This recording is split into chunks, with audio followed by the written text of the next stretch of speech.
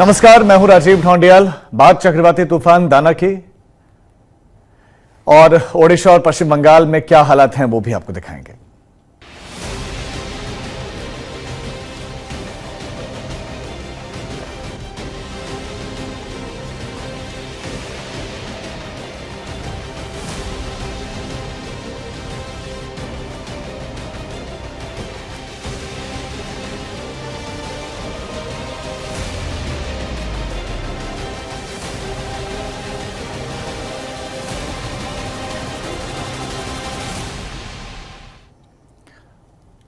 चक्रवाती तूफान दाना की वजह से ओडिशा और पश्चिम बंगाल में कई इलाके प्रभावित हैं और लाखों की आबादी इस समय प्रभावित है। तूफान की वजह से पूर्वी भारत की ओर से कई उड़ानें रद्द कर दी गई हैं। कोलकाता एयरपोर्ट बंद है अभी। भुवनेश्वर इंटरनेशनल एयरपोर्ट इस समय बंद किया हुआ है। दूसरी तरफ 500 से ज्यादा ट्रेन रद्द हैं। तटीय इलाकों में लैंडफॉल शुरू हो चुका है। कल रात को लगभग 12 बजे के आसपास ये लैंडफॉल शुरू होता है और लैंडफॉल की ये प्रक्रिया ऐसा नहीं है कि क्षण भर में समाप्त हो जाए, कि आए टकराए और चला जाए। इसको समय लगता है, कई घंटों तक ये लैंडफॉल होता रहता है। और हम आपको तूफान से जुड़े हुए एक अपडेट भी दिखा रहे हैं। मूसलाधार बारिश तो हो ही रही, लेकिन जब लैंडफॉल होता है तो हवा की रफ्तार 120 किलोमीटर प्रति घंटे से ज्यादा। और इसी खबर पर और ज्यादा अपडेट्स के साथ हमारे संवाददाता अनुपम हमारे साथ जुड़ गए हैं। अनुपम, इस समय की तस्वीर, और क्या शांत पड़ा है दाना या भी रुख और तीव्रता वही है? जी राजीव, देखिए सबसे बड़ी बात है कि साइक्लोन दाना का जो लैंडफॉल का प्रोसेस था, जो कई घंटों तक चला और जिस दौरान सबसे ज्यादा तबाही लाता है साइक्लोन, उस दौर में लेकिन जो कैजुअलिटी है वो मिनिमल रही, यानी कि एक भी कैजुअलिटी नहीं हुई। ये बहुत बड़ी बात है। दूसरी बात है कि जो साइक्लोन का लैंडफॉल का प्रोसेस था वो लगभग पूरा हो चुका है। अब जो ये सीवियर साइक्लोन था वो धीरे धीरे साइक्लोन में तब्दील हो रहा है और जो हवाओं की रफ्तार है वो भी अब काफी कम हो चुकी है। लेकिन बारिश काफी तेज है। आप मेरे पीछे देख सकते हैं क्या स्थिति है। मूसलाधार बारिश इस वक्त ये धामरा जो इलाका है वहां पर हो रही है, भीतरकनिका जो इलाका है वहां पर हो रही है, और ये जो पूरा विस्तीर्ण इलाका है यहीं पर लैंडफॉल हुआ है। लैंडफॉल की जो टेल होती है, टेल ऑफ द स्टॉर्म, जो पूंछ होती है वो निकल चुकी है, लेकिन हवाओं की रफ्तार अभी भी काफी तेज है। हालांकि पहले के मुकाबले काफी कम हुई है और धीरे धीरे जैसे जैसे समय गुजरता जाएगा, जैसे जैसे तूफान कमजोर पड़ता जाएगा, ये हवाओं की रफ्तार भी कम होगी। बारिश भी उम्मीद की जा रही है कि दोपहर बाद थोड़ी कम होगी। हालांकि दोपहर तक ये बारिश होगी ऐसा मौसम विभाग का अनुमान है। लेकिन सबसे बड़ी बात जो बता रहा था कि कैजुअलिटी की कोई खबर नहीं है, जो बहुत अच्छी बात है। कुल 5 लाख लोगों को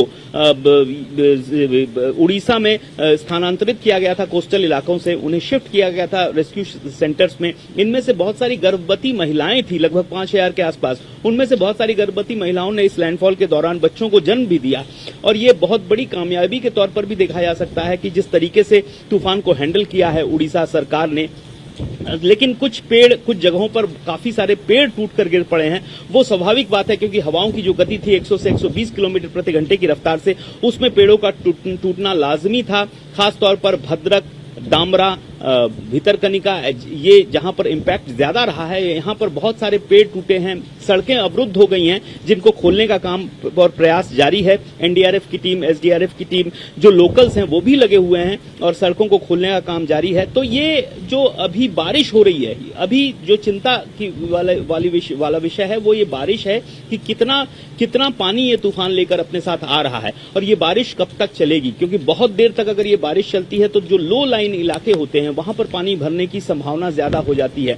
ऐसे में वो स्थिति अगर बनती है तो उससे फिर निपटना पड़ेगा। लेकिन अभी तक के लिए जो तूफान का तांडव होता था, जिसकी आशंका व्यक्त की जा रही थी, वो दौर निकल गया है और कैजुअलिटी नहीं हुई है। यानी कि अनुपम बहुत मुश्किल दौर से गुजर चुके हैं। अब बस उसकी पूंछ भर, या फिर आप कह सकते हैं कि बस अब सिर्फ बारिश और अन्य दूसरी तरह की समस्याएं। लेकिन आपसे जानना चाहेंगे, चूंकि 9 बजे तक का समय था कि जब एयरपोर्ट खोलने का था कि 9 बजे तक एयरपोर्ट शायद खुल जाएंगे, लेकिन अभी क्या उसमें समय लग सकता है क्योंकि अभी तो बारिश हो ही रही है? जी राजीव, देखिए अच्छी खबर यह भी है कि दोनों एयरपोर्ट्स, कोलकाता एयरपोर्ट्स और भुवनेश्वर एयरपोर्ट, दोनों में ऑपरेशन शुरू हो चुका है। कोलकाता एयरपोर्ट में तो 8 बजे के बाद से ही ऑपरेशन शुरू हो गया था, जबकि भुवनेश्वर एयरपोर्ट में भी 9 बजे से ऑपरेशन शुरू हो गया है। भुवनेश्वर और पुरी में ज्यादा बारिश नहीं है, हवाओं का प्रकोप भी ज्यादा नहीं है, ऐसे में फ्लाइट ऑपरेशंस में दिक्कत नहीं आ रही है। कोलकाता एयरपोर्ट में भी फ्लाइट ऑपरेशंस में कोई दिक्कत आने की कोई खबर नहीं है, फ्लाइट ऑपरेशंस सुचारू कर दिए गए हैं, तो ये एक बहुत अच्छी खबर है। हालांकि जो सड़कों पर जो यातायात है उसको खुलने में थोड़ा वक्त लगेगा, क्योंकि बहुत जगहों पर पेड़ गिरे हुए हैं। जो ट्रेनें हैं वो भी धीरे धीरे अब स्वाभाविक हो जाएंगी, क्योंकि जो बहुत ही एक खतरनाक दौर था उससे हम गुजर चुके हैं। जहां पर सबसे ज्यादा आशंका होने की, जहां पर सबसे ज्यादा हानि होने की आशंका थी, वो दौर गुजर चुका है। लैंडफॉल के दौरान किसी तरह जो स्थितियां थी वो काबू में रहीं, और अब धीरे धीरे स्थितियां सामान्य होंगी, थोड़ा वक्त देना होगा। अनुपम, जो लाखों की आबादी प्रभावित है, जो इस समय शिविरों में रह रहे हैं, वो अब वापसी की उम्मीद कब तक करें?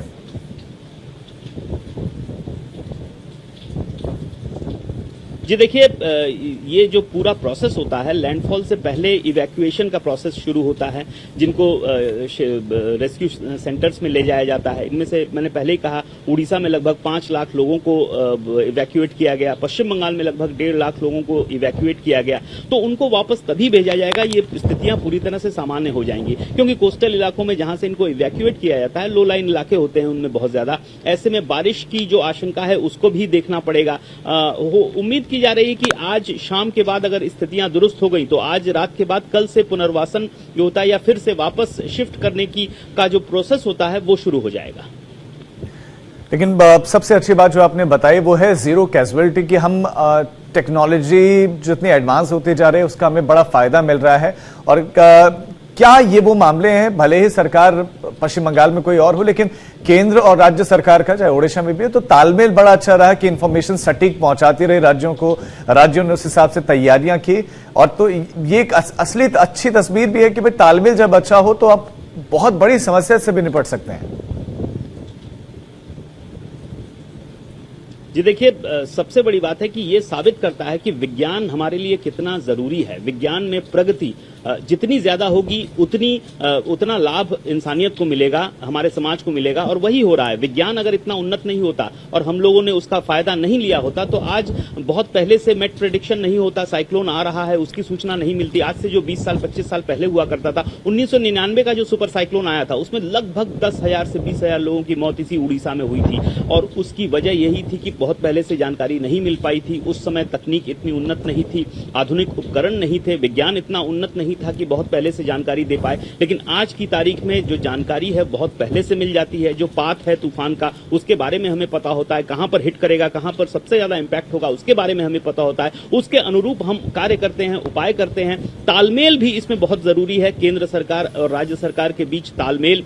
और इन सब परिस्थितियों में राजनीति को दरकिनार करते हुए हर बार ही हमने देखा है कि जो तालमेल होता है वो बेहद अच्छा होता है। और इस बार भी जो तालमेल है वो काफी अच्छा हुआ है, क्योंकि सब कुछ मैनेजमेंट, किस तरह से आप मैनेज कर रहे हैं स्थितियों को, परिस्थितियों पर, उस पर डिपेंड करता है। किस तरह से आप जो विज्ञान ने हमें जो जानकारी दी है उसकी जानकारी को किस तरह से हम अमल में ला रहे हैं उस पर सब कुछ निर्भर करता है। और वही बहुत सफलतापूर्वक इस बार किया गया है जो पिछले कई सालों से होता आ रहा है।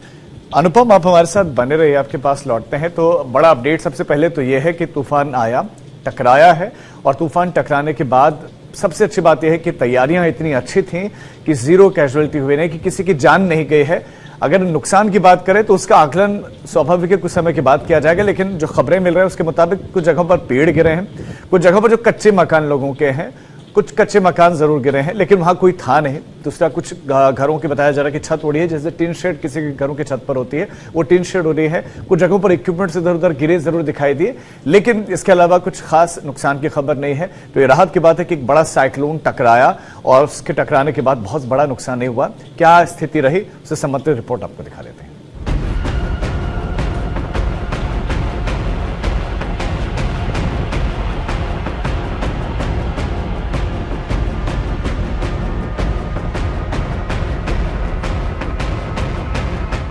समुद्र में ताकतवर लहरें भी उठी, तूफानी हवाएं भी चली और जोरदार बारिश भी हुई।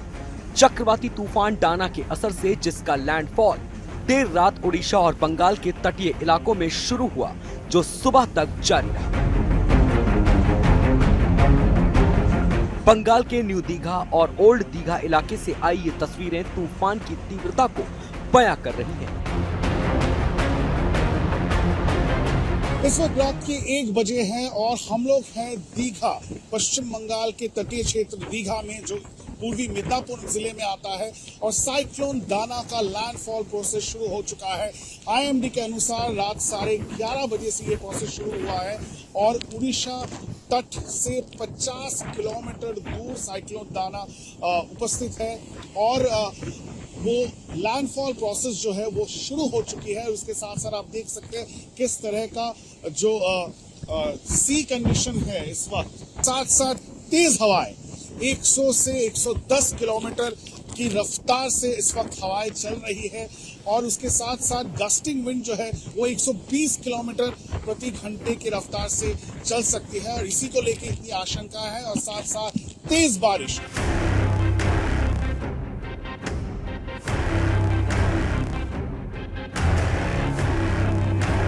लैंडफॉल के दौरान तूफानी हवाओं के चलते जगह जगह पेड़ उखड़कर गिर गए, जिन्हें काटकर हटाने के लिए राहत और बचाव कर्मियों ने रात में ही मोर्चा संभाल लिया और देखते ही देखते इन पेड़ों को हटाकर रास्तों को साफ कर दिया गया ताकि आवाजाही प्रभावित न हो।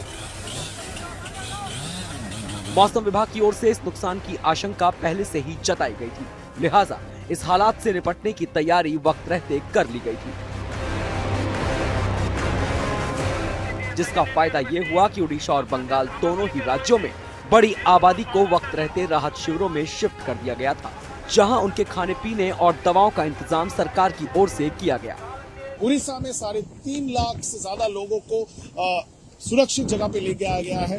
पश्चिम बंगाल के तटीय क्षेत्र से 1.5 लाख से ज्यादा लोगों को सुरक्षित जगह लेके गया है और जिस तरह का कंडीशन इस वक्त समंदर में दिखाई दे रहा है, उससे कई जगहों पे जो लो लाइन एरियाज है उससे ये डर है कि जो नदी के बांध हैं वो ना टूट जाए। उसके साथ साथ घर भी टूट सकते हैं, जो कच्चे मकान होते हैं उसको भी टूटने की आशंकाएं हैं। तो दोनों ही राज्य सरकार, उड़ीसा और पश्चिम बंगाल के राज्य सरकार ने एहतियातन तौर पे लोगों को सुरक्षित जगह पे ले जाने की कोशिश की है। तूफान से निपटने में जुटी राहत और बचाव एजेंसियां ही नहीं, बल्कि दोनों ही राज्यों के मुख्यमंत्री भी पूरी रात कंट्रोल रूम में डटे रहे, जहां से उन्होंने तूफान के चलते होने वाली हर गतिविधि पर नजर रखी। राहत की बात यह है कि दोनों राज्य सरकारों की ओर से युद्ध स्तर पर की गई तैयारी के चलते ज्यादा जान माल के नुकसान की खबर फिलहाल अभी तक सामने नहीं आई है। दीघा से इंद्रजीत के साथ bureau report, good news today.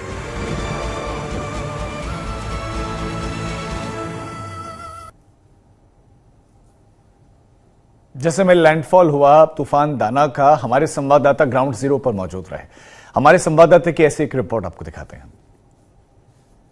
Cyclone दाना के प्रभाव से कई जगह बड़े बड़े पेड़ टूटकर गिर पड़े हैं और ऐसी ही एक जगह पर इस वक्त हैं धामरा में। ये देखिए, जो समुद्र की ओर जाने का रास्ता है वो पूरी तरह से बंद हो चुका है। ऐसे बहुत सारे पेड़ टूटे गिरे पड़े हैं। उनमें से एक पेड़ है, बड़ा पेड़ है, ये पूरी तरह से यहाँ पर टूटकर गिर पड़ा है, जिसे फिलहाल जो स्थानीय लोग हैं, गांव वाले हैं, वही उद्यम लेकर काटने की कोशिश कर रहे हैं। हाथ में कुल्हाड़ी लेकर उन्होंने सड़क खोलने का काम शुरू कर दिया है। बेहद बड़ा पेड़ है और ये टूटकर गिर पड़ा है और अभी भी जो लैंडफॉल का प्रोसेस है वो चल रहा है। अभी जो पूंछ होती है, जो टेल होती है, जो रियर पार्ट होता है साइक्लोन का, वो इस जगह से गुजर रहा है और मौसम विभाग के मुताबिक अभी 1-2 घंटे तक ये लैंडफॉल का प्रोसेस चलता रहेगा। हवाओं की गति बेहद तेज है। इस वक्त लगभग 100 किलोमीटर प्रति घंटे की रफ्तार से हवाएं चल रही हैं। सामने भी कई पेड़ गिरे पड़े हैं और ऐसे में जो खबर आ रही है, सूचना आ रही है, यहाँ पर धामरा में, भीतरकनिका में, इन 2 जगहों पर जहां पर लैंडफॉल हुआ है वहां पर कई पेड़ टूट गए हैं। भद्रक जिले में नुकसान हुआ है जहां पर बहुत सारे पेड़, साइन बोर्ड वगैरह टूट गए हैं। इसके अलावा कोस्टल इलाकों में भी खासतौर पर पेड़ों के टूटने की सूचना आ रही है और इस वक्त जगह जगह टीमें पहुंचने का काम कर रही हैं। कुछ जगह तो स्थानीय लोग ही काम पर जुट गए हैं। कैमरामैन श्याम के साथ अनुपम मिश्र, आज तक, धामरा, उड़ीसा। और फायर ब्रिगेड की टीमें भी राहत बचाव के कार्यों में लगातार जुटी हुई हैं। ये आप जो देख रहे हैं पिछले रात को जो आया 120 का 30 जो IMT का इन्फॉर्मेशन था, तो इसके लिए बहुत सारा पेड़ इस तरह रोड से ब्लॉक हो गया है। हमको इन्फॉर्मेशन मिली, लोगों को जो तकलीफ हो रही है हमको इन्फॉर्मेशन मिली और हम यहाँ से शुरू कर रहे हैं। अभी रोड को क्लीन करेंगे। पहले रोड NH और छोटा मोटा रास्ता जो होगा, जो लोगों के जाने आने के लिए जो तकलीफ हो रही है, उसको पहले हम क्लीन करेंगे। उसके बाद जो घर पर होगा कि और कोई जगह होगी वहाँ पर जो पेड़ गिरा होगा उसको हम क्लीन करेंगे। अभी यहाँ पर तो हमारा दो टीम है धामरा फायर स्टेशन में और भद्रक डिस्ट्रिक्ट में और बहुत सारे टीम आगे हैं। उड़ीसा फायर सर्विस का टीम जगह जगह पर तैनात है। अभी तो हमारे पास डैमेज का कोई पुख्ता रिपोर्ट नहीं है। हमको बस यही बताया गया है कि रोड क्लीन करना है और हम यहाँ से शुरू करके रोड क्लीन कराए भी हैं। TIG NDRF ने क्या कुछ कहा है इस साइक्लोन को लेकर, तैयारियों को लेकर, सुनाते हैं आपको। NDRF की 56 टीमों की तैनाती की गई है 5 डिस्ट्रिक्ट्स में, जिसमें उड़ीसा में 20 टीमों की तैनाती की गई है, वेस्ट बंगाल में 17 टीमें हैं, झारखंड और आंध्र प्रदेश और छत्तीसगढ़ में भी 19 टीमें मौजूद हैं, ख़ास तौर पर पोस्ट लैंडफॉल इफेक्ट जो है उसको टेक केयर करने के लिए। इसमें जो सबसे ज़्यादा जो हमारा इम्पैक्ट एरिया होगा वो उड़ीसा और वेस्ट बंगाल होगा, इसलिए यहाँ पर फोकस एरिया है। भद्रक डिस्ट्रिक्ट जो है उसमें बताया जा रहा है कि लैंडफॉल का सबसे ज़्यादा इम्पैक्ट होगा।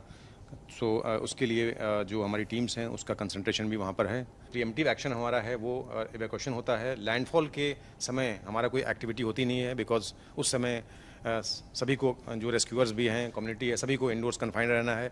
और पोस्ट लैंडफॉल एक अप्रिसिएशन लिया जाता है कि क्या डैमेज हुआ है, खासकर इंफ्रास्ट्रक्चर, और उसके हिसाब से कार्रवाई की जाती है।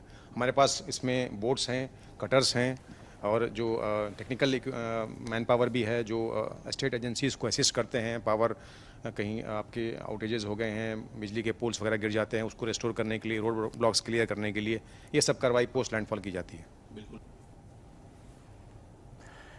तो ये तैयारियां ही रहीं जिसकी वजह से कोई भी नुकसान नहीं हुआ, यानी कि कैजुअलिटी कोई भी नहीं हुई, जान का किसी को नुकसान नहीं हुआ। सामान का कुछ नुकसान जरूर हुआ है, कुछ पेड़ गिरे, लेकिन इसके अलावा नुकसान नहीं हुआ है। राहत की बात है। और अब ये जो लैंडफॉल है ये हो चुका है, अब बस वहां बारिश का दौर जारी है। बारिश कितने समय तक रहेगी अभी इस बारे में कुछ कहना जो है मौसम विभाग की तरफ से बताया जाएगा, लेकिन अभी मूसलाधार बारिश का दौर देखने को मिला, लेकिन जो तेज हवाओं का दौर चल रहा था वो अब थोड़ा शांत हो गया। और इसी के साथ अब इस बुलेटिन में इतना ही। आप देखते रहिए आज तक।